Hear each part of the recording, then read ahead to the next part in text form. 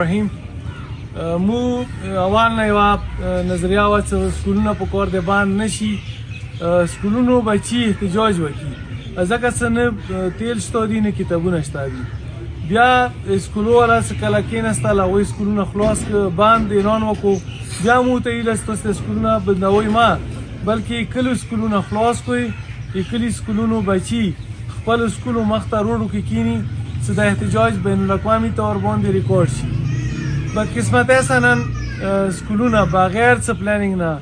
داسې خرڅول اعلان وشو چې هغه کې ټول قوم ته شکوک دي مثلا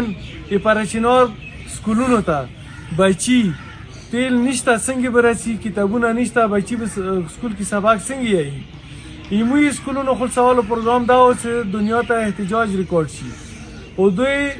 درنې په خلاف یو بل سټیپ خستلې کوشش وکړو هغه دا دی چې دا سکولونه خلاص شي مکه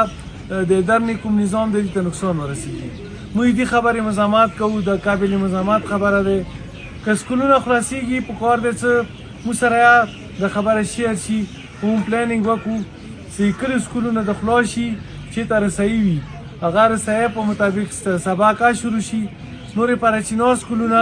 چې دې ته ټولې کورمې بچي رسي نه دلته پیول شته نه کتاب شته